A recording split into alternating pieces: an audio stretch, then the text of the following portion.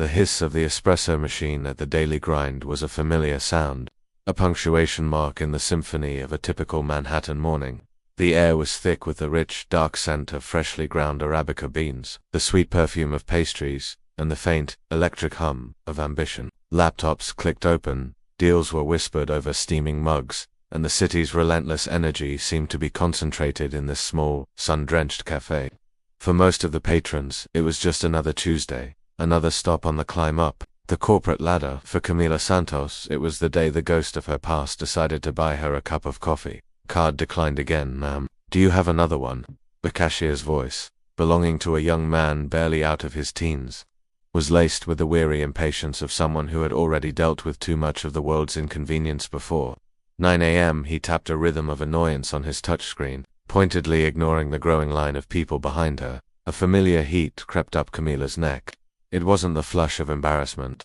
She had left that emotion behind long ago, a casualty of a life lived at the intersection of race, gender, and corporate America. This was something else, a cold, controlled anger, the quiet fury of a brilliant mind being subjected to a petty, mundane indignity. At 35, Camila had learned that moments like this, these small, casual dismissals, were a social litmus test. They revealed far more about the person across the counter, and the people waiting behind her, than they ever could about herself. The corporate card had of course been cancelled exactly 6 months, 2 weeks, and 3 days ago, date as if it were a dark anniversary etched into her soul. But her personal finances were a fortress of meticulous organization. There was no reason for this. There must be a mistake. Please, try this one, she said, her voice a calm island in the sea of her internal turmoil. She handed him her personal debit card, a sleek black rectangle of plastic dot. He snatched it from her fingers and swiped it with a theatrical flourish of irritation. A moment later, the same angry red message flashed on his screen. Declined. He snorted, a small, ugly sound of derision, and slid the card back across the counter towards her as if it were contaminated. Look, lady, I don't have all day. It was then that the voice cut through the air behind her, a sound she had prayed she would never have to hear again. It was smooth as aged whiskey, sharp as a shard of glass, and utterly, poisonously familiar. Hey cashier, just put her coffee on my tab. Camila turned, her movements slow, deliberate, a defense mechanism she had perfected over years of bracing for impact. And there he was. Daniel Kirkwood. His sultan pepper hair was parted with a geometric precision that spoke of expensive barbers, and an obsessive attention to detail. He wore a navy blue Brioni suit that probably cost more than her first car, the fabric draping perfectly over his athletic, middle-aged frame, and on his face was that smile. That specific, condescending, soul-wearing smile she knew so well. It was the smile of a king bestowing a favor upon a peasant, a gesture of magnanimity that was, in reality, an assertion of power. This was the same man who, 6 months ago, had stood before the entire board of directors of Kirkwood Industries, and had systematically, elegantly, and without a trace of remorse, executed her career. She could still hear his words, each one a perfectly polished dagger. Camila, sweetheart, you know we all love your unique perspective here, but perhaps it's time for you to seek opportunities that better align with your cultural background. The words had been a masterpiece of corporate gaslighting, a termination notice wrapped in the language of diversity and inclusion. This was the same Daniel who had taken her life's work, a strategic proposal that had taken her for years to develop, and had presented it as his own. The same Daniel who had then invented a non-existent restructuring to eliminate her position, erasing her from the company she had single-handedly saved from the brink of bankruptcy. No thank you, Camila replied, her voice polite, but as cold and hard as a diamond. I can handle it. Oh, come on, don't be proud. Daniel laughed, a sound that was meant to be charming but only highlighted his own self-satisfaction. He stepped around her, moving into her personal space with the easy entitlement of a man who believes the world is his private club. He held his Apple Watch up to the payment reader. Everyone's been there, it's just coffee. A cheerful chime confirmed the transaction. There, $5.80 won't break me. The payment was approved instantly. The injustice of it was a bitter, metallic taste in her mouth. His money worked. Hers, for some inexplicable reason, did not. The cashier, now all smiles and deference in the presence of a man who so clearly radiated wealth, handed Camila the large latte she had ordered. She took it, the warmth of the cup a stark contrast to the icy dread that was spreading through her veins. Thank you, she whispered. the words feeling like a betrayal on her tongue. Daniel was already walking away, heading towards the executive tables at the back of the cafe, already absorbed in his phone, having already forgotten her. He hadn't even waited for a response. To him, she was just another nameless, faceless person in need of his charity. A feel-good story he could tell at a dinner party that night about his own generosity. He had no idea who she really was, or more accurately, he had no idea who she was becoming. As she walked toward the exit, the glass door cooled against her hand. Camila felt the reassuring weight of the thick manila envelope in her purse. The investor signatures were there, crisp and bold. The incorporation documents were there. The employment contracts were there. 6 months of clandestine planning, of secret meetings in borrowed conference rooms, of late-night phone calls and early-morning strategy sessions. 6 months spent building something in the shadows, something Daniel Kirkwood could never in his wildest, most arrogant dreams imagine.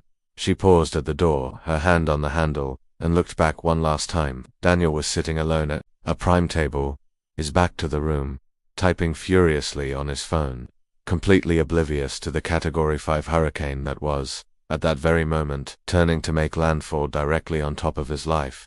A small, dangerous smile touched Camila's lips. If you have ever been underestimated by someone who should have known your true worth, then you know that the best revenge isn't served hot, in a blaze of anger. It is served cold. It is served with calculation.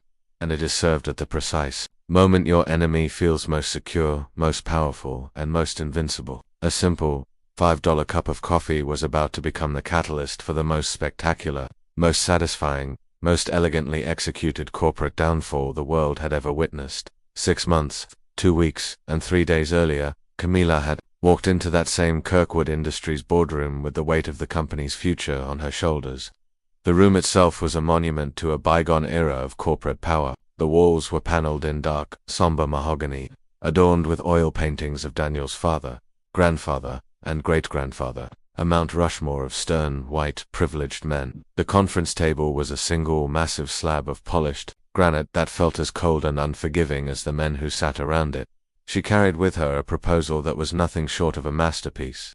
42 slides of pure strategic genius, the culmination of 4 years of work, of sleepless nights, spent analyzing market data that no one else had been able to decipher. Kirkwood Industries, a legacy manufacturing company, was dying. It was a dinosaur, slow, complacent, and sinking fast in the tar pit of its own outdated traditions. Camila's proposal was not just a lifeboat. It was a blueprint for a whole new species. Gentlemen, she had begun, her voice clear and confident as she connected her laptop to the massive projector. She adjusted her glasses, her hands steady. Our current numbers indicate a terminal decline. However, my analysis shows that we can not only survive this crisis, but double our profit margins within 18 months. The silence in the room was palpable, thick with skepticism. Daniel Kirkwood sat at the head of the table, not looking at her, but idly playing with a $15,000 Mont Blanc pen, a family heirloom. Next to him were his 5 senior executives, a Praetorian guard of mediocrity, all men who had inherited their positions, their wealth, and their profound lack of vision. An interesting perspective, Camila. Daniel had said, his eyes still fixed on his pen. He had a way of saying her name that made it sound like an exotic, slightly amusing word he had just learned. But don't you think you're, how can I put this delicately, overestimating our ability to change? This company has traditions, you see, traditions that go back for generations. Traditions. It was his favorite word. It was the word he always used, when what he really meant was, we don't want people like you, a black woman from a state school, making important decisions here. It was the word he used to justify stagnation, to defend incompetence, to maintain the comfortable, predictable world he had inherited. Camila had ignored the veiled insult.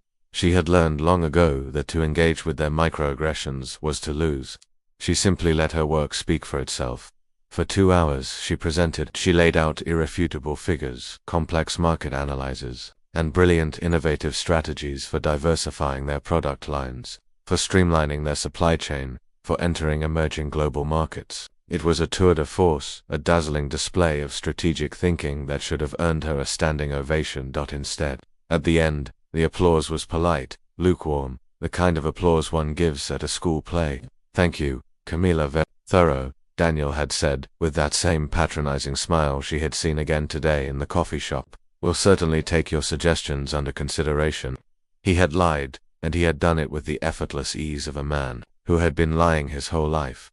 3 weeks later, the lie became a public spectacle. Kirkwood Industries held a major press conference to announce a revolutionary new expansion strategy. As Camila watched the live stream from her office, she felt the blood drained from her face. Daniel stood at a podium, basking in the flash of the cameras, and presented her proposal, word for word, slide for slide, as if it were his own creation.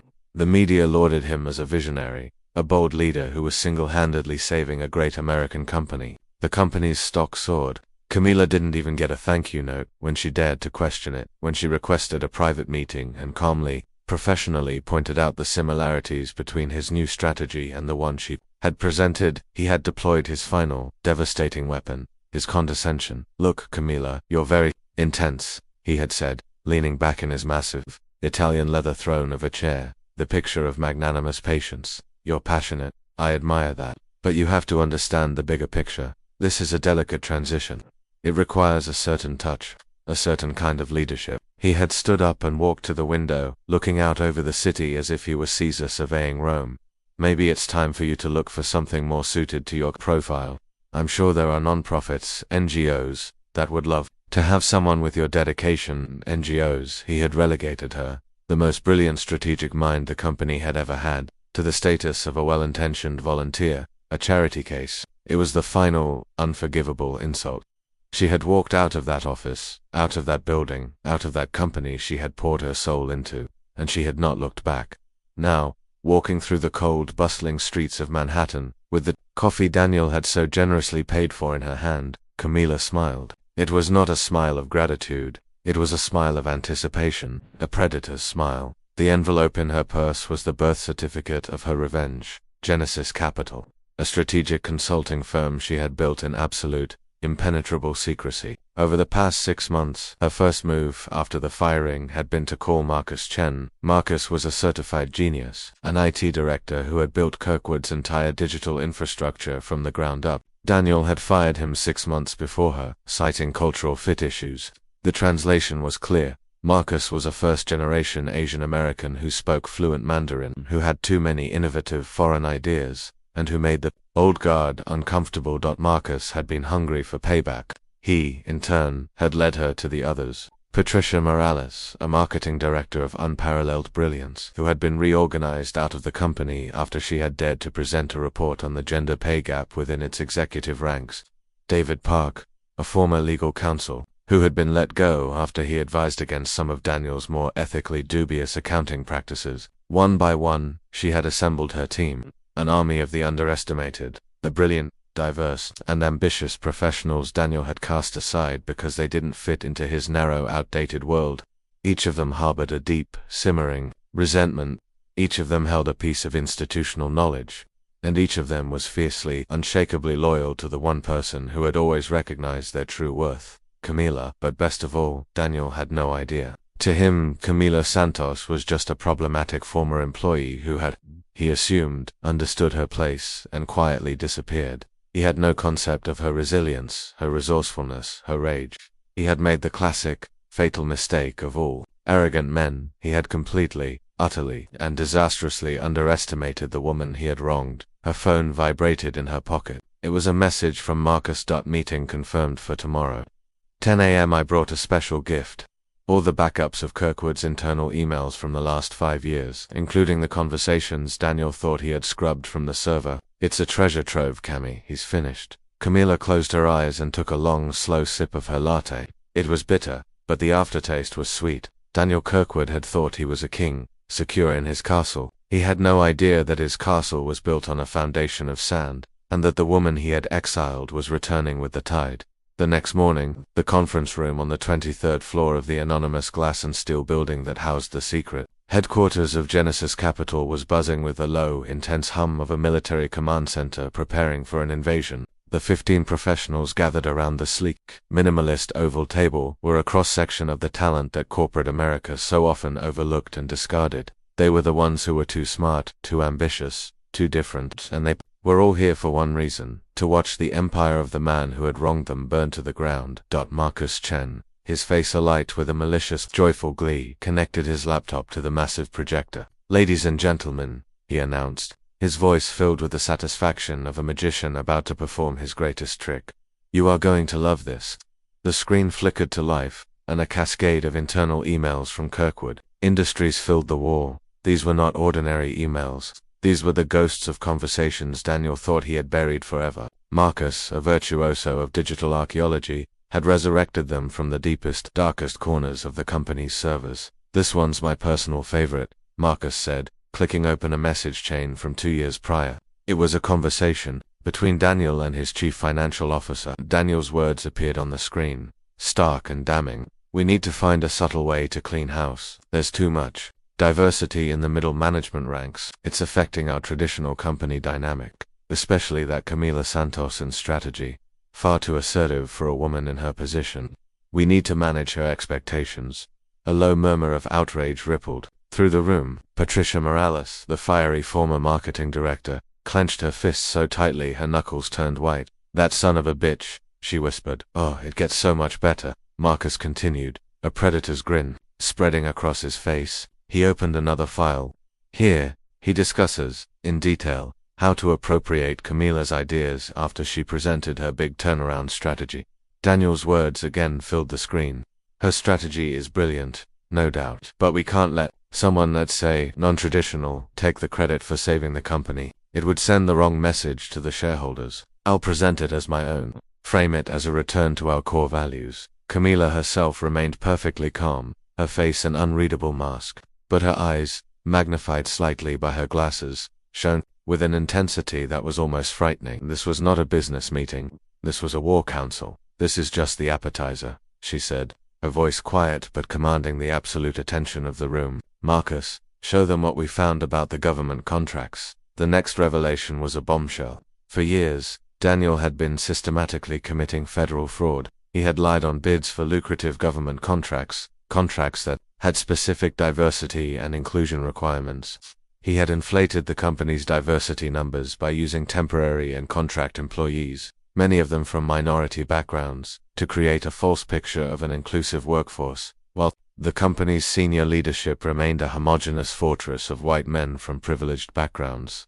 "This is wire fraud, mail fraud, conspiracy," whispered David Park, the quiet, meticulous former legal counsel. "This could result in serious jail time." "It can, and it will," Camila replied, a small, cold smile touching her lips. "But first, we're going to play a little game." She stood up and walked to the floor-to-ceiling window, looking out at the city below. "Do you know what the single dumbest, most arrogant mistake Daniel Kirkwood made in this entire affair?" "Everyone looked at her, waiting, yesterday," she said, turning back to the room. "He paid $5.80 for my cup of coffee." She let out a soft, humorless laugh. "A man who stole my life's work. A man who has made tens of millions of dollars off my ideas. A man who fired me out of pure, unadulterated prejudice. Thought he was being generous by buying me a cup of coffee." Patricia shook her head in disbelief. "The audacity of that man knows no bounds." "Exactly," Camila said, her voice now sharp as steel. "And that audacity, that monumental, blind arrogance, is the very thing that will destroy him." She returned to the table and opened a folder filled with pristine, newly printed documents. "Because while he thinks he's in control, while he's patting himself on the back for his little act of charity, we are here, planning how to systematically dismantle his life, piece by piece." She slid the documents across the table. "They were employment contracts. Genesis Capital officially exists as of today," she announced. "And our first client is Kirkwood Industries." A stunned silence fell over the room, followed by a ripple of confused laughter. "What do you mean?" Marcus asked. Camila's smile was now wide and utterly terrifying. She connected her own phone to the projector. An email appeared on the screen. It was from Amanda Foster, Daniel's long-suffering executive secretary, and Camila's secret, invaluable source on the inside. The email read, "Mr. Kirkwood would like to know if you are aware of any discreet, competent, and ideally minority-owned consulting firms." He mentioned that he had an inspiring conversation yesterday with a young, struggling female entrepreneur, and he is rethinking how the company can help support emerging talent. The room erupted. The sheer, breathtaking hypocrisy of it was a thing of dark, beautiful comedy. "He has no idea who I am," Camila continued, her voice heavy with irony. To him, I am just a nameless, struggling black woman he helped out of the goodness of his heart. And now, he wants to hire a consulting firm to solve the very problems he created, without a clue in the world that the consulting firm is me, David. Park, the usually reserved lawyer, couldn't contain his laughter. That's genius, Camila. That's poetic justice. He's literally going to pay you to destroy him. Oh, it's even better than that, Camila said, a wicked glint in her eye. She opened another folder. Amanda also sent me the list of major clients Kirkwood has lost in the last 6 months. They all cited a lack of strategic innovation. Coincidentally, they've all decided to outsource their strategic consulting services. Marcus understood immediately. You've been poaching his clients from the inside. It's not poaching when you offer a demonstrably superior service. Camila corrected him with a prim smile. It's just pure, unadulterated capitalism. Patrice leafed through the documents, her eyes wide with shock. Camila, this represents at least $40 million in lost annual contracts. 52 million, to be exact, Camila said. And that's just the beginning. She sat back down, the queen surveying her court. Because tomorrow afternoon, Genesis Capital will be presenting a formal proposal to the board of directors of Kirkwood Industries, a proposal to solve their efficiency and modernization problems. And what's the plan? David asked. Simple, Camila replied. We are going to do exactly what Daniel has always done. We are going to use his own ideas, his own words, his own strategies, against him. For the next hour, she laid out the plan. It was a masterpiece of corporate warfare, a multi-layered attack designed to not only expose Daniel's incompetence, but to turn his own board against him. Her phone vibrated. A new message from Amanda. Meeting confirmed. Tomorrow, 3 p.m. Mr. Kirkwood wants the entire board present. He also invited 3 senior journalists from the business press. He said it will be a milestone in the company's history. Camila showed the message to her team. A slow, predatory smile spread across every face in the room. A milestone, indeed, Camila said quietly. Just not the one he's expecting. Daniel Kirkwood was congratulating himself on his forward-thinking, progressive leadership. He had no idea that he had just personally invited the executioner to his own beheading, and had even sent a car to pick her up.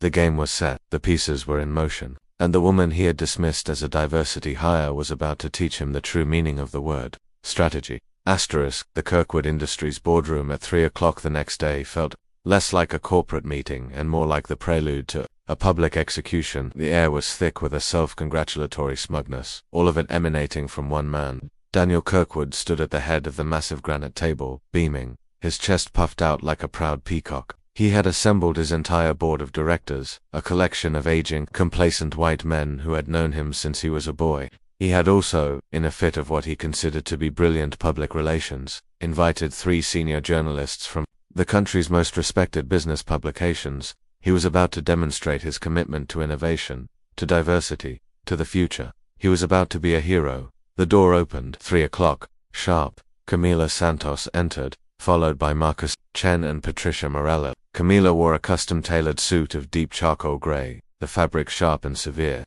She carried a sleek leather briefcase and wore an expression of serene, unreadable calm. She looked every inch the powerful, competent CEO she now was. Daniel's smile widened. He had been expecting a struggling, slightly intimidated young woman, someone he could showcase as his personal project. He was momentarily thrown off by her poise, her confidence, the sheer force of her presence. But his ego quickly reasserted itself. Everyone, he announced, his voice booming with false bonhomie. I'd like to introduce you to Camila Santos, the CEO of Genesis Capital. He gestured towards her with a magnanimous sweep of his arm. A talented young entrepreneur whom I had the pleasure of meeting yesterday, and who, I believe, will help us revolutionize our operational efficiency. Didn't recognize her. In his mind, the brilliant, assertive director of strategy he had fired and the struggling woman from the coffee shop were 2 entirely different people, occupying 2 entirely different universes.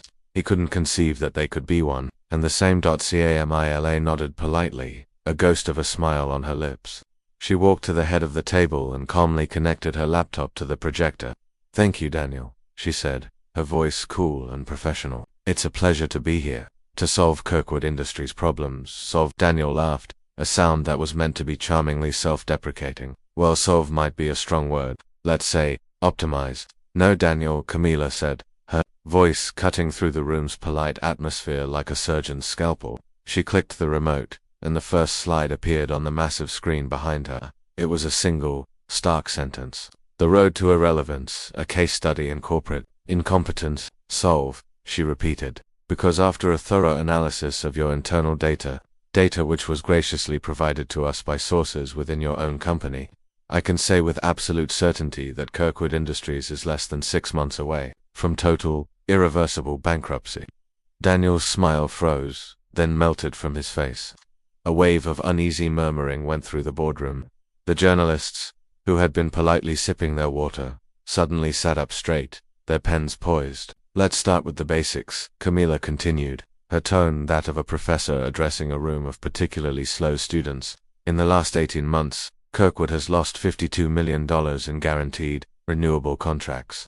Would anyone at this table care to explain why?" Total, deafening silence. The executives looked at each other, then at Daniel, their expressions a mixture of confusion and dawning panic. "No," Camila said, a hint of mock surprise in her voice. "Then, allow me to clarify." She clicked to the next slide. A large audio file icon appeared on the screen. "This is a recorded conversation between Mr. Kirkwood and the CEO of a potential client. A client Kirkwood lost 4 months ago." She pressed play. Daniel's own voice, slick and confident, filled the room. "Look, between us, we know that our team doesn't have the same, let's call it colorful diversity as some of the other companies bidding on this. But what we offer is stability, less drama, more focus on the bottom line. You understand?" Daniel turned a ghastly shade of pale. How did you get that recording?" he stammered. "Oh, Daniel," Camila said, her voice dripping with a sweet, faint sympathy. "Did you really think you could fire 15 of the most talented, tech-savvy people in the industry and not have a single one of them keep a record of the real reasons for their restructuring?"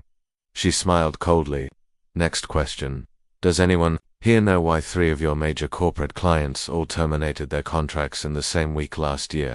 One of the journalists, a sharp-eyed woman from the Wall Street Journal, was now typing furiously into her laptop. Camila clicked again. The screen filled with a series of internal emails, the same ones Marcus had unearthed. The subject lines alone were damning. "Managing our fit issues, a return to traditional values, the Camila problem." She read one aloud, her voice calm and clear. "We need to find a subtle way to clean house. There's too much diversity in the middle management ranks. It's affecting our traditional company dynamic." This email was sent by Mr. Kirkwood to the entire executive board 2 years ago. That's taken out of context," Daniel shouted, jumping to his feet. "Has it?" Camila asked, her voice dangerously soft. "Then let's look at the full context, shall we?" What followed was a 20-minute, systematic and utterly brutal demolition of Daniel Kirkwood's entire career. Discriminatory emails were followed by recordings of meetings where he made openly racist and sexist comments. Forged diversity documents, submitted for federal contracts, were laid bare. And then came and here, Camila said, her voice dropping slightly, "we come to the crux of the matter." The slide on the screen showed a side-by-side comparison. On one side was the 42-slide strategic proposal she had created 2 years earlier. On the other was the revolutionary strategy Daniel had presented to the world. They were identical. "This strategy," she explained, "the one that saved this company from ruin and earned Mr. Kirkwood a $5 million performance bonus, was created in its entirety by an employee he fired 3 weeks later for not being a good cultural fit." The air in the room was thick with the stench of scandal. Daniel was visibly sweating now, his expensive suit suddenly looking like a cheap costume. The board members were no longer looking at him with confusion. They were looking at him with open, unadulterated contempt. Who are you?" Daniel finally whispered, the question a ragged admission of defeat. Camila finally allowed herself a real smile. It was a smile that carried the weight of 2 years of humiliation. 6 months of relentless, meticulous planning, and the sweet, intoxicating taste of justice finally, irrevocably, being served. "I am Camila Santos," she said, her voice ringing with a newfound power, "former director of strategy for this company. The same person you fired for being too assertive for a woman in her position. The same person you bought a cup of coffee for yesterday because you thought you were doing a charitable act for a person in need." The silence in the room was so profound, you could hear the frantic scratching of the journalists' pens. Daniel leaned heavily on the table, his legs clearly unable to support his weight. "But the most interesting part of our story, Daniel," Camila continued, is that in the last 6 months, the 15 talented professionals you fired out of pure prejudice have started their own companies. And do you know who their main clients are? She clicked to the final slide. It was a dazzling, impressive list of blue-chip companies, the very contracts Kirkwood Industries had lost. The total value of the business that has migrated from your company to our network, she announced, is $120 million annually, which is nearly 3 times Kirkwood's current revenue. The journalist from the Wall Street Journal raised her hand. Miss Santos, she asked, her voice sharp with excitement.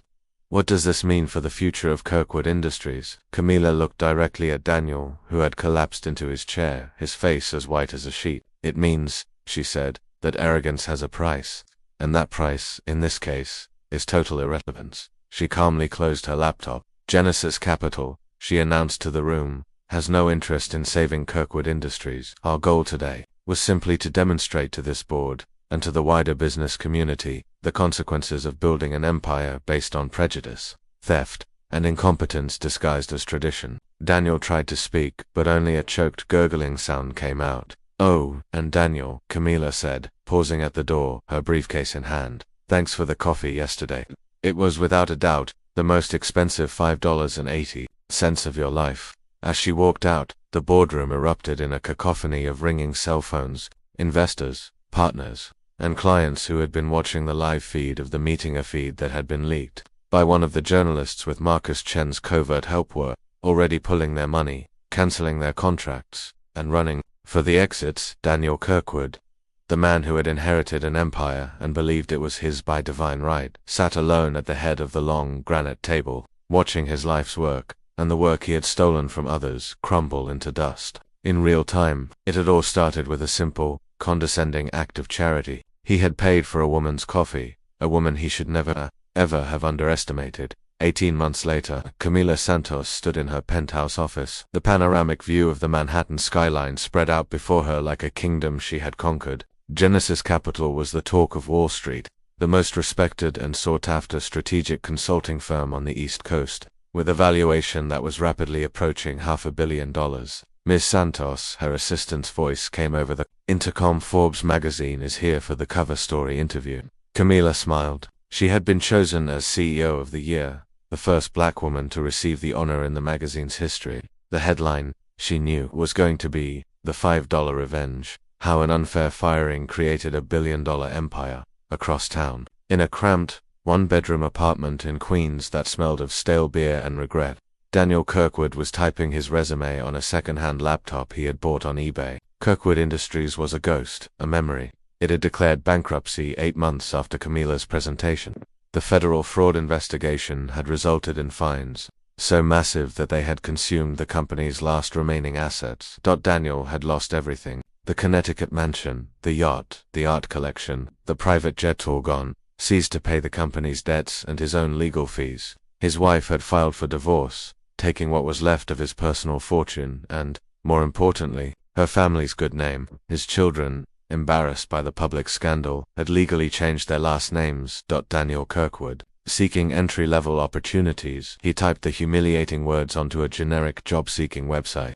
49 years old, a former CEO trying to find work as a junior analyst. The irony was so bitter it made him want to weep. That afternoon, during the Forbes interview, the journalist asked the inevitable question, "What was the exact moment, Miss Santos, that you decided to go after him, to destroy him?" Camila leaned back in her chair, a thoughtful expression on her face. "It's interesting," she said. "It wasn't when he fired me. It wasn't even when I found out he had stolen my life's work. It was the moment he paid for my coffee." The journalist looked confused. "Why then?" "Because that single, small gesture," Camila explained, "revealed the absolute totality of his worldview. He didn't see me as a peer who was having a bad day. He didn't see me as an equal who was temporarily struggling. He saw me as a charity case.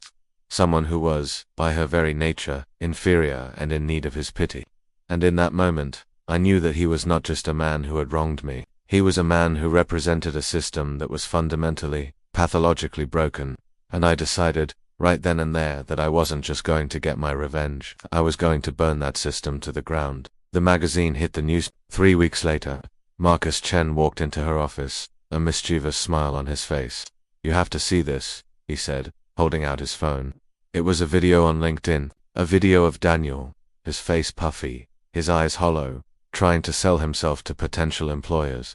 "Hi, I'm Daniel Kirkwood, and I'm looking for an opportunity to restart my career in an inclusive and diverse corporate environment." "Inclusive and diverse," Camila repeated, and then she laughed, a genuine, hearty laugh of pure, unadulterated victory. The very words he used to despise have become his only hope of ever getting another job. "It gets better," Marcus said, unable to contain his own glee. "He sent me a message yesterday. He wants to know if Genesis has any openings." The room fell silent. Patricia Morales, who had joined them, looked stunned. "He actually had the audacity to ask you for a job?" "Not only that," Marcus said, showing them the message. "I would like to apply for any position available.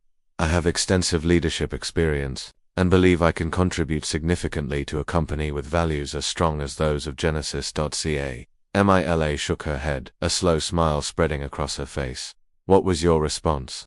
"I sent a 2-line email," Marcus said. "Mr. Kirkwood, we appreciate your interest in Genesis Capital. Unfortunately, your professional experience does not align with our corporate culture of respect, integrity, and meritocracy. Sincerely, Human Resources." Camila stood up and walked to the window, looking out at the city she now helped to shape. "Do you know what the most rewarding part of all this is?" she said, her voice quiet. "It's not that we destroyed Daniel. It's that we proved that true talent, real brilliance, has no color, no gender, and no social class. It's that we created a company where people like us, the ones who were always told we were too assertive or not a good cultural fit, don't have to accept the crumbs from the table. We get to own the whole damn bakery." That night, Camila passed by the Daily Grind. The same young cashier was working. He recognized her instantly from the Forbes cover that was now proudly displayed on the counter. "Ms. Santos," he exclaimed, his face lighting up with genuine admiration. "It's an honor to have you here." She ordered her usual latte. When it came time to pay, she handed him a sleek, black, unlimited credit card. The transaction went through instantly. She took her coffee and looked around the cafe. There were no arrogant executives paying for her drinks out of pity. There was no humiliation disguised as charity. There was just a black woman, the CEO of a multi-million-dollar company, proving every single day that the best revenge isn't getting back at those who hurt you. It's rising so high, and building something so magnificent, that they can't even see you anymore. They just become an irrelevant, forgotten ghost in your past.